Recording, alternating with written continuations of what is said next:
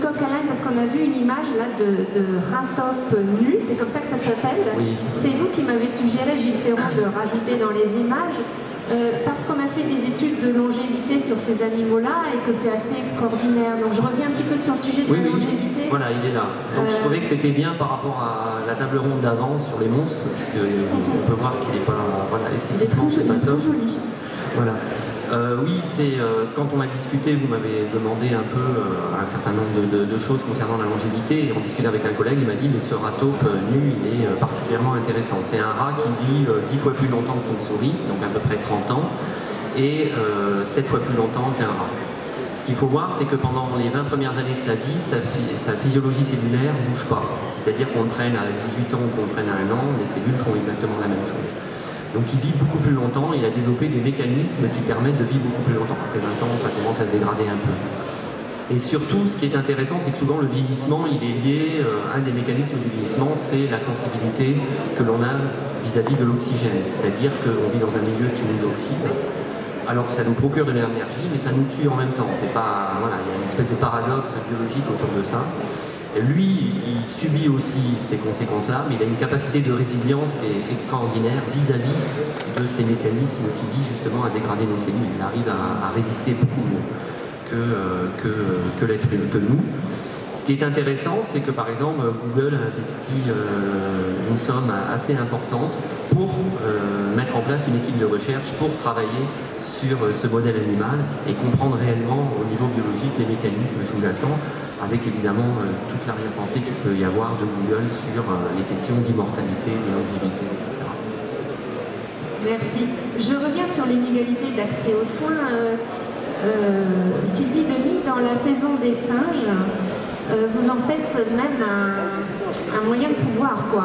C'est-à-dire que ce que j'avais décidé dans Diptyque, c'est qu'on a une société dans laquelle, avant d'utiliser, au moment où on a commencé à utiliser des modifications génétiques, notamment qui visent à allonger la durée de vie,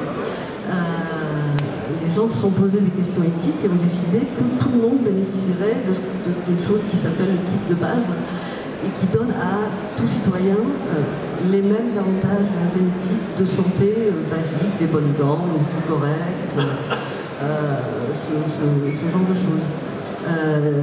L'idée étant que pour moi, si on doit effectivement envisager ces choses, ces avancées pour le futur, si on continue tel qu'on le fait maintenant, c'est-à-dire en gros sans réfléchir et en partant dans à peu près toutes les directions, on aboutit à ce qu'on a à présent, c'est-à-dire des inégalités criantes. Évidemment, je l'ai fait délibérément pour montrer ce qu'il serait possible de faire si. C'est une expérience d'idée. C'est pas une utopie parce qu'il y a quand même quelques problèmes, puisque une des parties de ce type de base, c'est un gène du sommeil qui permet aux gens de vivre longtemps parce qu'ils entrent dans un sommeil profond, un genre d'hibernation, tous les 10, 20, 30 ans. Et il y a un moment où une mutation se produit et au lieu d'entrer, ils peuvent contrôler le sommeil, mais parfois pas. Et c'est là que les ennuis arrivent, bien entendu. Mais vraiment, mon but, c'était effectivement de dire que je ne vois pas l'utilité d'avoir peur. C'est pas très bon conseiller la peur, il faut réfléchir un petit peu. Essayez. Alors, à un moment donné, le corps est usé, un peu détérioré, la médecine ne peut pas tout, il faut changer de mode de vie. Gilles Ferrand, à ce moment-là, vous intervenez, vous et d'autres acteurs de la société, pour encadrer les seniors, les aider à rentrer dans cette nouvelle vie, les entourer. Comment ça se passe? Oui, alors c'est une question, plus on vieillit, je dirais, on peut le traiter à différents niveaux. Au niveau de la biologie et au niveau de l'environnement de l'individu. Au niveau de la biologie, plus on vieillit, avec le vieillissement, la physiologie évolue, le métabolisme évolue, Et ce qu'il faut savoir, c'est qu'on ne sait pas trop ce qu'on va trouver demain. Quand vous aurez une espérance de vie de 100, les gens vivront en moyenne 115 ans, on peut imaginer le métabolisme et la physiologie qu'il y a derrière. Donc ça, pour le futur, il faut déjà essayer maintenant d'anticiper quelle solution on pourra trouver et quelle serait cette physiologie et cette biologie de demain. Donc les solutions, c'est des solutions, soit des solutions au travers de l'alimentation, ce que nous on essaye de faire, c'est-à-dire de maintenir le plus longtemps possible les personnes âgées au cours du vieillissement dans leur alimentation et ne pas trouver des solutions alternatives de compléments alimentaires. C'est très important de maintenir le plus longtemps possible les gens, en particulier les personnes âgées, dans leur histoire alimentaire. À la naissance, on nous apprend à manger, on construit une histoire et c'est pour, je dirais, les maintenir dans une santé et dans un état de santé correct via l'alimentation, il faut les maintenir dans cette histoire alimentaire. Après, ce qui est intéressant, c'est de savoir quelle sera l'histoire des gens de demain pour anticiper déjà ce à quoi ils espèrent d'ici un certain nombre d'années. Voilà. Donc c'est un des leviers intéressants. Après, ce qu'il faut voir aussi, c'est qu'avec le vieillissement, la solitude augmente. Les personnes âgées vieillissent, la solitude augmente. L'un des principaux facteurs qui entraîne une dégradation de l'état de santé lié à l'alimentation et à la nutrition, c'est le veuvage. On peut parler d'inégalité sociale, on peut parler d'inégalité de genre avec le vieillissement, sans humour, rien du tout. C'est que la proportion de veuvage est beaucoup plus importante chez les femmes que chez les hommes. Et il faut penser maintenant à des solutions du futur qui vont viser à accompagner les personnes et à recréer un environnement social pour les personnes. Donc il y a des recherches qui sont menées dans ce domaine pour manger à distance, par exemple, avec sa famille, via les médias, des accompagnants entre guillemets virtuels, des aides, des aidants qui peuvent reconstituer un environnement qui maintient la personne, le senior, dans un environnement social, dans son élément social. Qu'est-ce qu'il en sera pour l'avenir? Je pense que c'est des choses qui vont de toute façon se développer de plus en plus. John Scalzi, l'alimentation, les repas, c'est quelque chose de très important dans votre œuvre. Vous pouvez nous parler de ça? Well, I mean, I think one of the things that people want, again, is not just being able to live for a very long time, but they want to live well. And one of the things that is very important to that is the kind of food you have and whether or not it's good food and whether it's food that you remember growing up and whether it's food that makes you happy. Because again, if you're living forever, if you're living to 120, but you're basically eating paste, right? That's not going to be an optimal thing. It used to be in science fiction that they would say all your nutritional needs will be handled by this one pill.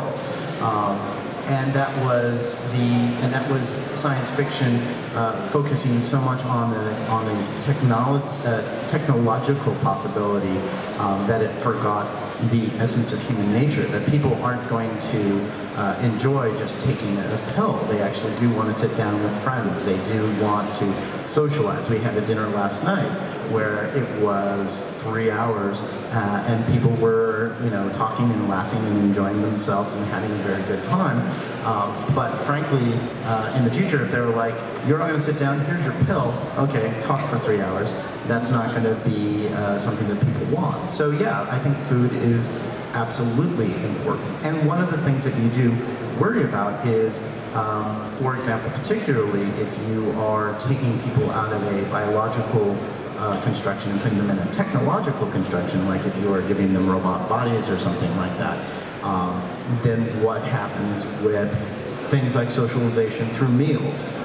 And that becomes a real issue. In my books, Lock In and Head On, people have these android bodies that they are walking around with, and they will go to dinner with their friends, and restaurants start complaining that they are basically filling up seats that should be taken by paying customers, the people who are actually eating. And so the question then becomes, do you pay chair rent, in order to compensate the restaurateur for the amount of money that they are losing not feeding you? Should that just be a natural right that you can sit down at a restaurant and not order anything, and so on and so forth. So these become real issues. But ultimately, I think, particularly in Old Man's War, when they go off into space for the first time, their first week, when they're getting ready with their new bodies, they're just giving them all the sorts of food that they had when they were kids. They want them to be happy. They want them to be not thinking about the future. They want them to just enjoy that particular moment. And food is a very great part of it, which goes again to the larger issue of any technological or biological change is going to have to remember that you are still dealing with humans. They are still going to want to eat food, they are still going to want to socialize, they're still going to want to have sex. All of the things that we do right now, we will want to continue to do even better, but at least maintaining a certain sort of baseline.